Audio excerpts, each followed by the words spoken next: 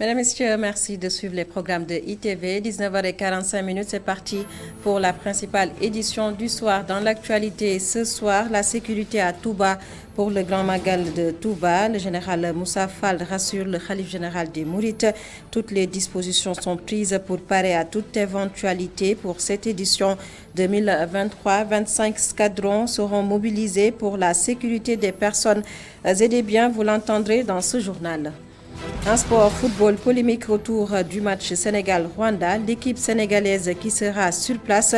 Le plus important, c'est d'être représentée par une équipe nationale du Sénégal. Précision du directeur technique national Mayacine Mar prenait part à la conférence de presse sur la publication de la liste des joueurs devant discuter le match amical Sénégal-Algérie, liste qui fait état de 25 joueurs.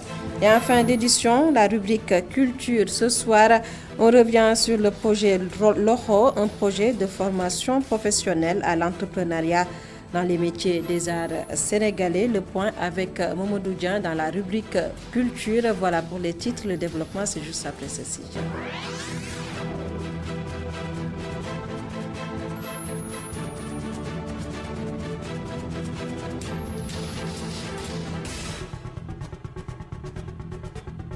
Bonjour à tous et bienvenue. Merci de nous recevoir chez vous, le Grand Magal de Touba. Pour démarrer cette édition, l'aspect sécurité, le général Moussa Fall fait le point devant le khalife général des Mourites. Selon le patron de la gendarmerie nationale, les escadrons mobilisés passent de 10 à 25 pour cette édition 2023. Le général Moussa Fall rassure que toutes les dispositions sont prises pour un bon déroulement du Grand Magal de Touba.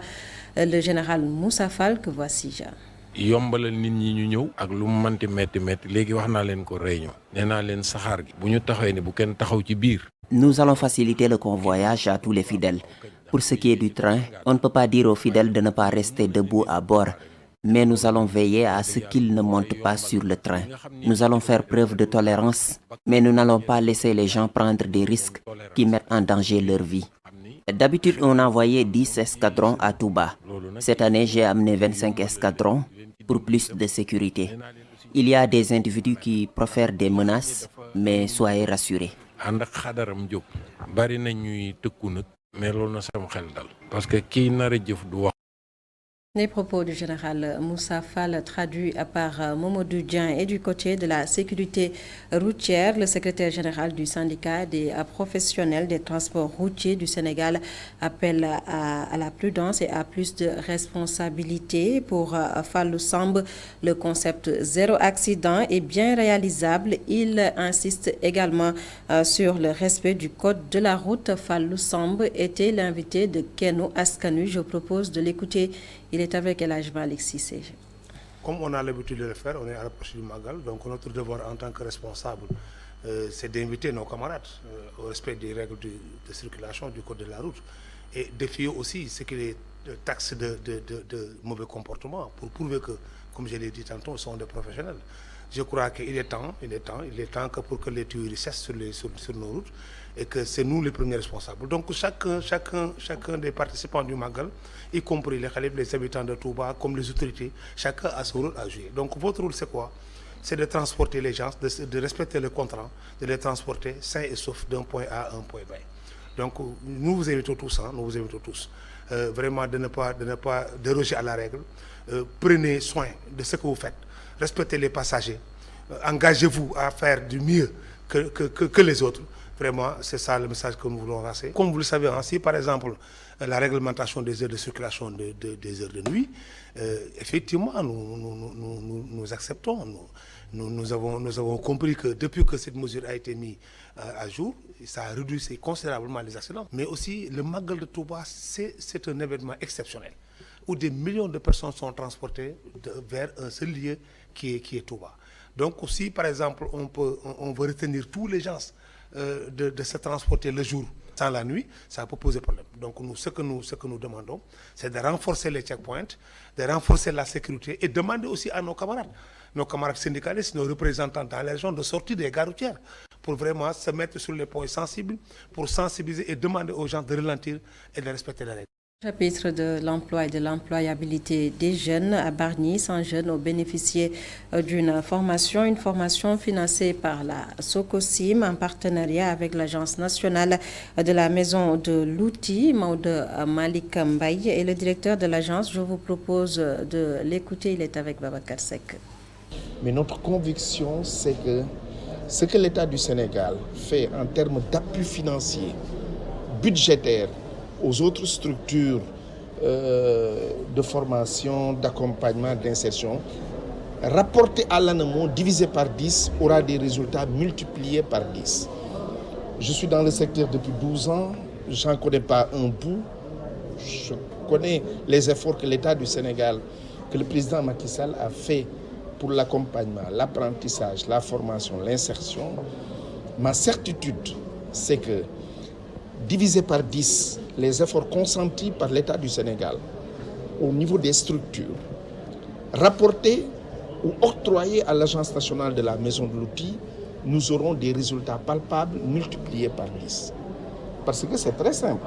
Ces jeunes que nous formons en un mois, qu'ils puissent être des handicapés physiques, des handicapés moteurs, quelle qu'en puisse être leur situation, qu'ils soient analphabètes, déscolarisés ou cartouchards, un mois après, ils sont opérationnels. Ça, c'est l'Agence nationale de la maison de l'outil. Pas une autre agence au Sénégal ne le fait. Pour l'instant, le Conseil national de la jeunesse, les membres veulent le départ de l'actuel président qui, selon eux, son mandat a pris fin depuis 2019. Face à la presse, ils demandent aux autorités d'organiser des assises de la jeunesse pour lutter essentiellement contre l'immigration irrégulière. Je vous propose de suivre les propos de Farah Ndiaye. Il est le président du Conseil régional de Saint-Louis au micro de Boudal Ndiaye.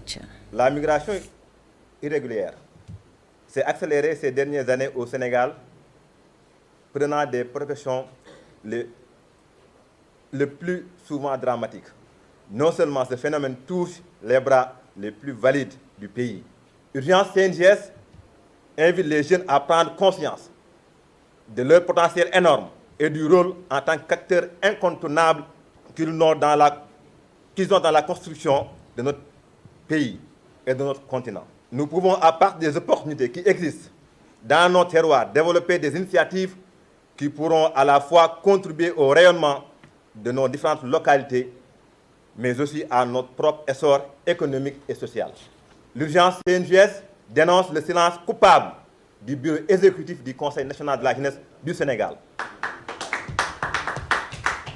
dont le mandat est à terme depuis 2019. Et son refus d'organiser les renouvellements. N'ayant point de légalité ni de légitimité, il reste toujours à fond sur les questions essentielles qui concernent la jeunesse sénégalaise. Si le CNJS jouait pleinement son rôle ou sa mission, de nombreux jeunes auraient pu s'abstenir de se lancer dans la migration illégale. Compte tenu de ce qui précède, Urgence CNJS propose à l'État du Sénégal l'organisation dans les meilleurs délais des assises nationales de la jeunesse du Sénégal. L'utilisation des réseaux sociaux et la protection des enfants, on en parle à ce stade du journal. Vous avez certainement fait le constat des vidéos d'enfants victimes d'abus, souvent publiées sur les réseaux sociaux. L'Association des juristes sénégalaises dénonce et condamne ces actes et appelle aux autorités à prendre des mesures idoines. Cette sortie en prétexte pour la rédaction de ITV de faire un reportage. La rédaction donne la parole aux parents. Je vous propose de suivre le reportage signé Sabel Olivia Diagne. Dans ce quartier situé à côté de la VDN, nous avons rencontré cette dame qui vend des produits à base de collagène, carton à la tête. Fatou Meng n'approuve aucunement la surexploitation des enfants sur les réseaux sociaux.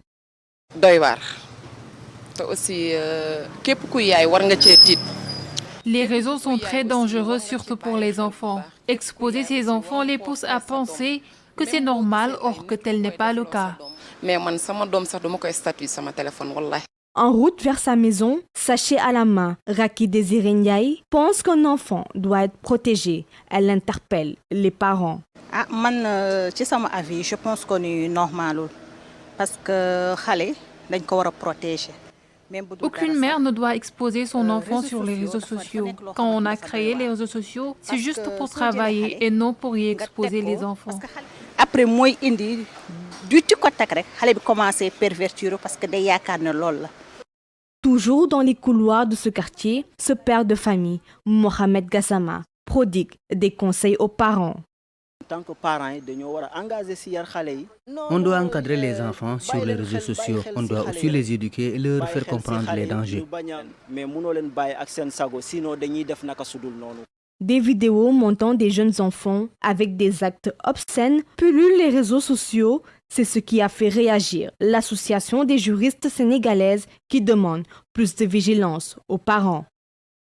Olivia Diagne du sport à présent, football, match amical Sénégal-Algérie du 12 septembre 2023. Une liste de 25 joueurs publiée par le coach Aliou Cissé avec deux nouveaux visages. Il s'agit de Lamine Camara et Abdoulaye Niakhaté Ndiaye. Ils vont prendre part à cette rencontre Sénégal-Algérie. Match amical comptant pour les préparatifs de la CAN 2024. Face à la presse, le coach des Lions, Aliou Cissé, a également évoqué le transfert de certains cadres de l'équipe nationale en Arabie Saoudite. Le compte-rendu de la rencontre avec les journalistes est signé Paul Pouya.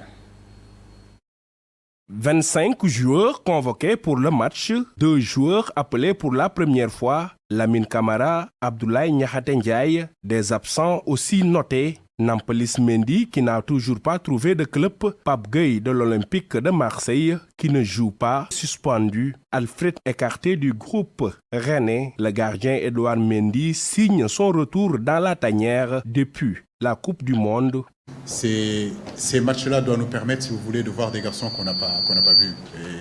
Et vous verrez aussi au niveau de la composition des équipes qu'on aura aussi, il est important, si vous voulez, de voir. En fait, on est en phase de préparation pour la CAN, pour la liste des 23 qui vont arriver. Il y a des garçons qu'on connaît, pour moi, ce n'est pas la peine de les faire venir. Sangaté, on connaît, mais sur ces regroupements-là, j'ai préféré, si vous voulez, Abdoulaye Niakhaté Ndiaye. Maintenant, peut-être qu'au mois d'octobre, peut-être que Sangaté va intégrer le... Pour le match contre l'Algérie, Aliou Cissé parle de match important, mais pas de match revanche. Je crois qu'il n'y a pas de revanche, il n'y a pas de vengeance. L'Algérie, en 2019, a gagné la Coupe d'Afrique parce qu'ils étaient les meilleurs dans cette compétition. Nous avons gagné la CAN en 2022 parce qu'on était tout simplement les meilleurs dans cette... Les joueurs qui évoluent en Arabie Saoudite sont aussi de la partie, ce que l'entraîneur refusait. Mais pour Aliou Cissé, la donne a changé. Beaucoup de gens m'ont reproché le fait d'avoir dit qu'il y a quelque temps que tous les gens qui jouaient en Arabie Saoudite ne viendraient pas en équipe nationale. Mais je veux dire, c'était une période, c'est un contexte. Aujourd'hui, et puis je ne le regrette pas, aujourd'hui les donnes ont changé. Maintenant, c'est à nous de prouver qu'on est capable aussi de gagner, comme l'Algérie l'a fait en 2019, en ayant des joueurs qui évoluent, si vous voulez, dans ce championnat saoudien. Le match amical Sénégal-Algérie est prévu le 12 septembre à Diamniadio, au stade Maître Abdoulaye Wade. Abraham Paul Pouye sur la polémique autour de l'équipe qui sera à Kigali pour discuter le match contre le Rwanda. Le directeur technique national apporte des précisions. Selon Mayacine Mar, le plus important est qu'il y aura une équipe nationale du Sénégal qui sera présente au Rwanda. Le DTN Mayacine Mar, que voici. Il y a une opportunité en tout cas qui s'est présentée à nous par rapport à une politique de la DTN et de la Fédération et une volonté affichée de mettre en place cette équipe après. Je pense que depuis un certain nombre d'années, vous remarquez que nous travaillons dans la progression de nos entraîneurs en catégorie. Malik Daf avait eu U17 et après il est allé en U20. Aujourd'hui, naturellement également aussi, Malik va aller en équipe locale. Il va monter son groupe. Mais également, Pape Thiaw également va monter également aussi en équipe U23 ou équipe locale ou équipe A'. Et il en a même également pour Saliou, après la Coupe du Monde, également de monter en U20. Ça, c'est une volonté qui est affichée. Et aujourd'hui, on a une opportunité qui se présente à nous. Comme il l'a dit, c'est vrai qu'aujourd'hui, les Rwandais peuvent attendre une équipe du Sénégal, composée de Sadio Mané, mais ce sera une équipe nationale du Sénégal qui sera présente. C'est ça qui est le plus important. Quels sont les joueurs qui y sont? Ce n'est pas important. le Rwanda jouera. Est-ce que nous, on s'intéressera aux joueurs des Rwandais? Non, c'est une équipe du Rwanda qui sera en face de nous. Maintenant, pour dire simplement que la raison principale aujourd'hui, c'est que notre politique de progression de nos joueurs et également aussi de préparation de nos joueurs dans la compétition, elle est importante. Nous avons beaucoup de joueurs aujourd'hui qui tapent à la porte de l'équipe nationale. Il est vrai, à lui ne pas convoquer 60 joueurs, ce n'est pas possible. Et aujourd'hui, quand on a une opportunité de ce genre, je pense qu'on s'y engage tout de suite. D'autant plus que, comme il a dit, le résultat il est déjà fait. Parce que nous sommes déjà qualifiés. En prélude aux Jeux olympiques de la jeunesse de 2026, le comité d'organisation et la mairie de Dakar donnent le ton. Les deux entités ont fait face à la presse hier. Ils annoncent qu'en plus des disciplines sportives et d'autres activités seront au rendez-vous. La culture et l'environnement, n'est-ce pas, Khadija Ndadjouf?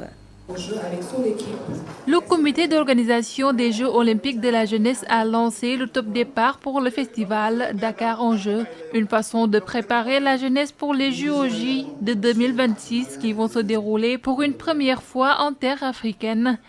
Le festival est en train de grandir et un des enjeux pourquoi, et c'est peut-être là où je voudrais m'attarder, pourquoi nous voulons avoir la ville de Dakar et nous avons la ville de Dakar. Parce que 2026, c'est une date butoir, ça va finir. Mais ce festival, nous voulons qu'il soit un classique inscrit dans l'agenda mondial des festivals. Du 31 octobre au 4 novembre 2023, 5 jours où les festivals Dakar en Jeux fera vibrer le Sénégal par des innovations. En sport, 15 disciplines seront représentées. En termes de compétition, nous aurons 3 épreuves. Le futsal qui aura lieu déjà à Dakar Arena avec des catégories U14. Et on va s'appuyer sur tous les licenciés de la Fédération sénégalaise de football. Parce que le Dakar 2026, il faut se rappeler aussi, c'est destiné vraiment à des jeunes. Je pense que la tranche d'âge, c'est 16-18 ans. Donc 14-18 ans. Donc pour nous, c'est 15-18 ans. Donc pour nous, c'est important aussi tout de suite de commencer à travailler avec les jeunes U14. Donc au niveau du beach wrestling, qui aura lieu naturellement à la place de Sali, il y aura aussi les licenciés de la Fédération de lutte, donc aux compétitions aussi toujours réservées U14. Il y a l'athlétisme, donc on va aussi travailler avec l'annexe du stade Abdoulaye Wade qui se trouve à Diamniadio, donc au même format, toujours les licenciés de la Fédération sénégalaise d'athlétisme, toujours U14. L'environnement ne sera pas laissé en rate dans ce festival. Un concept de brigade verte sera aussi mis en place. Olympique a lancé un concept qui s'appelle la forêt olympique. Nous nous sommes appropriés de ce programme et nous l'avons transformé chez nous en brigade verte. Et ça va se continuer dans toute l'étendue. Cécile a l'occasion de tourner dans les zones du sud et de l'est du pays avec Cécile Faye. Nous avons fait de l'éducation aux valeurs, de l'initiation au sport, mais aussi de la plantation et de la maintenance et de l'entretien des espaces. Ramassage, nettoiement des espaces, des écoles, plantation d'arbres dans les cours des écoles, dans les infrastructures sportives. C'est tout cela qui sont les concepts sur lesquels nous travaillons. Dakar, Diamniadio et Sali accueilleront ce festival. La mairie de Dakar s'y est impliquée et compte accompagner le comité d'organisation des Jeux olympiques de la jeunesse jusqu'au bout.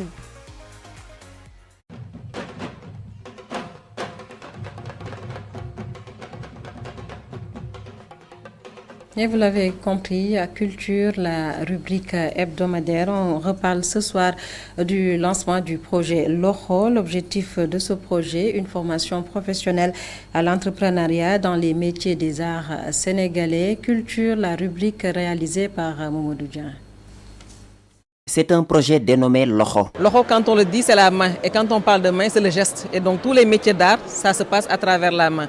Un projet d'appui à la formation professionnelle et à l'entrepreneuriat dans les métiers d'art sénégalais, Loho pour un renforcement des capacités des artisans, selon la directrice du 3FPT. À travers ce projet, ce que nous ambitionnons, M. le ministre est revenu sur cela, c'est la formation des formateurs, c'est la mise en place des outils, c'est également l'accompagnement, on a parlé d'alphabétisation, c'est de doter également, une fois que les jeunes sont accompagnés ou sont formés, comment faire de telle sorte qu'ils disposent d'un fonds d'amorçage. Si quelqu'un veut entreprendre, qu'il y ait des ressources pour lui permettre de pouvoir aller vers cette formation-là. 4 corps de métier dans l'artisanat sont ciblés: broderie, couture, modélisme, botterie, cordonnerie et tissage textile. Les artisans vont recevoir cette formation des pays, leaders en la matière. Et vous savez tous qu'en ce moment, dans nos pays, l'un des enjeux majeurs, c'est l'emploi. Aujourd'hui, nous savons que tout ce qui est haut de gamme, la France est leader en la matière. Et aujourd'hui, travailler avec de grandes maisons comme Chanel 19M, c'est des opportunités immenses qui s'ouvrent pour nos jeunes et pour nos artisans. Une formation venue à point nommé, selon les bénéficiaires. Comme nous sommes des formatrices en couture, avec les renforcements de capacité, nous pourrons augmenter le savoir et l'acquisition rapide pour nos apprenants aussi. Loxo, un projet du 3FPT, la Maison 19 et l'ambassade de la France. Un projet sur 3 ans avec un objectif de former 1500 jeunes artisans pour un coût global de plus d'1,5 milliard en francs CFA. La rubrique culture qui a porté la signature de Mamadou Dieng. Et voilà, c'est la fin de ce journal. Mesdames, Messieurs, merci de nous avoir suivis. Passez d'excellents moments en compagnie de nos programmes sur ITV.